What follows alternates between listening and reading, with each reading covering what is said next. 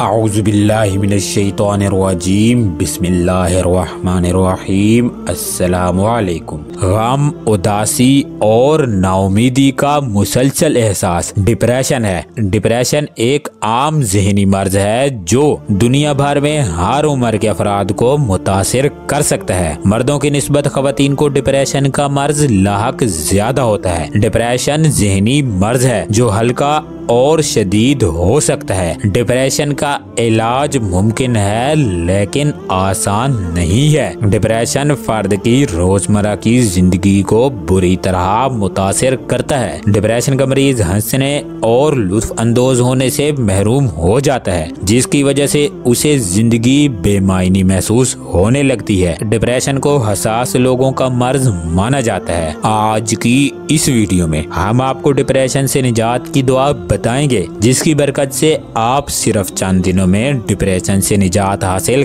कर सकेंगे। इसके अलावा इसी वीडियो में हम आपको डिप्रेशन की सही वजूहात और सही अलामात भी बताएंगे, लिहाजा आप इस वीडियो को आखिर तक देखें। सबसे पहले हम जानते हैं कि डिप्रेशन की अलामात क्या हैं। डिप्रेशन की पहचान डिप्रेशन की अलामात से ही हो सकती है, जबकि डिप्रेशन की अलामात हर शख्स में मुख्तलिफ हो सकती हैं। लेकिन इसके बावजूद डिप्रेशन की 9 अलामात ऐसी हैं जो कि डिप्रेशन के हर मरीज में पाई जाती हैं। ये 9 अलामात दर्जैल हो सकती हैं: बहुत ज्यादा गम महसूस करना, नाउमीदी और मायूसी में रहना, हौसला अफजाई की कमी, ज़हनी थकावट, दिलचस्पी की कमी, नींद की खराबी, खाने की खराबी, जिस्मानी दर्द और खुदकुशी के ख्यालात। बयान की गई 8 अलामात अगर आप में हैं तो आप कम या ज्यादा डिप्रेशन का शिकार हो चुके हैं, लिहाजा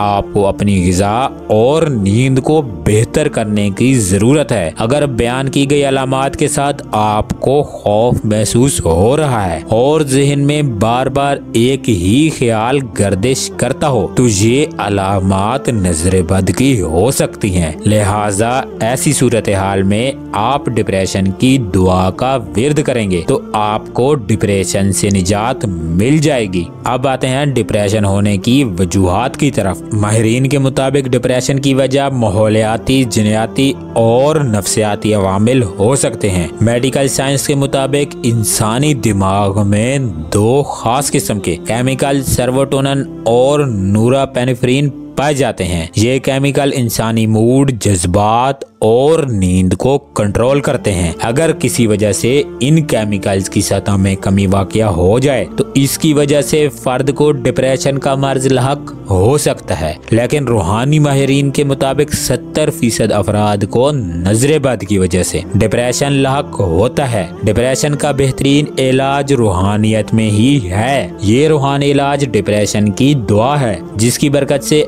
आप सिर्फ चंद दिनों में डिप्रेशन से मुकम्मल निजात हासिल कर सकते हैं। रूहानी माहिरीन के मुताबिक डिप्रेशन कोई मर्ज नहीं है, बल्कि ये नजर बद की अलामत है। हमारी अकल चूका नजर बद को तस्लीम नहीं करती, इसलिए हम नजर बद का इलाज नहीं करते और नजर बद का इलाज ना करने की वजह से हम डिप्रेशन से मुकम्मल निजात हासिल नहीं कर पाते। लिहाजा अगर नजर बद का सही इलाज कर दिया जाए तो डिप्रेशन खुद ब खुद दूर हो जाता है। डिप्रेशन का बेहतरीन रूहानी इलाज डिप्रेशन की दुआ सुब्बुहुन कुद्दूसुन रब्बुल मलाइकति वर्रूह का विर्द है। डिप्रेशन का रूहानी इलाज के लिए आप इशा की नमाज के बाद सबसे पहले ताज़ा वजू करें। उसके बाद आप 3 मरतबा दुरूद इब्राहिमी और फिर आप 100 मरतबा या हय्यु या कय्यूम बिरहमतिका अस्तगीस और 41 मरतबा सुब्बुहुन कुद्दूसुन रब्बुल मलाइकति वर्रूह का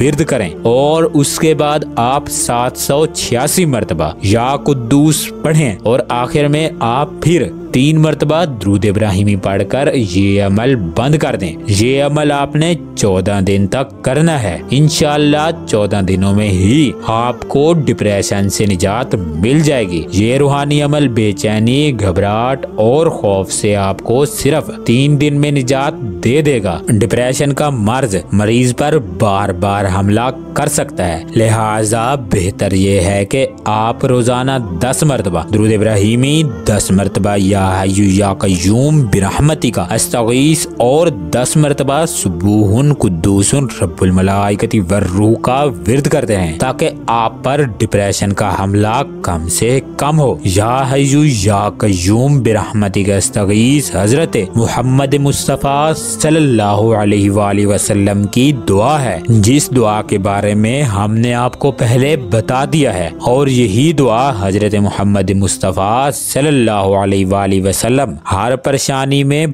पढ़ते थे। लिहाजा डिप्रेशन के दौरान या हय्यु या कय्यूम बिरहमतिका अस्तगीस लातादाद पढ़ते रहें तो डिप्रेशन में कमी आती है और फर्द सुकून महसूस करता है। डिप्रेशन की बहुत सी अकसाम है और इस दुआ मुबारक को हर किस्म के डिप्रेशन के दौरान पढ़ने से डिप्रेशन में कमी आती है।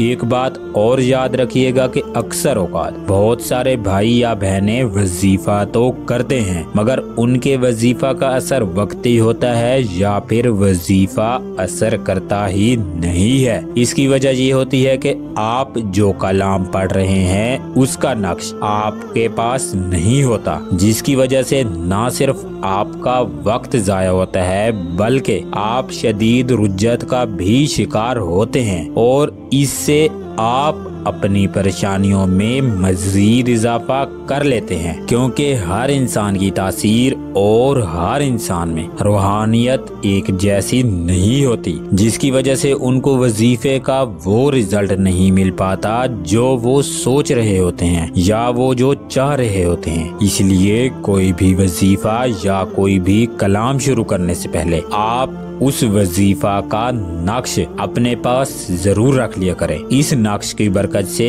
आपके वजीफा में कामयाबी के चांस बहुत हद तक बढ़ जाते हैं। अगर आप कोई भी वजीफा कर रहे हैं तो उसके लिए आप अल्लाह के 99 इस्म आज़मों में से किसी भी इस्म आज़म का नक्श या फिर कुरान पाक की तमाम आयत में से किसी भी आयत का नक्श या फिर किसी भी दुआ का नक्श आप हमसे बजरिए डाक या TCS मंगवा सकते हैं। ये नक्श मखसूस औकात में तमाम तर शराइत और तमाम तर लवाजमात को मद्देनजर रखते हुए उस शख्स के नाम के मुताबिक तैयार किए जाते हैं जो कि हमें नक्श की रिक्वेस्ट करता है और नक्श को 3 से 7 दिन के अंदर अंदर बजरिए डाक या TCS आपके दिए गए पते पर रवाना कर दिया जाता है। इन नकूश को वो हजरात तैयार करते हैं जो कि ना सिर्फ हाफिज कुरान होते हैं बल्कि अल्लाह पाक के 99 इस्म आज़म में से हर इस्म आज़म को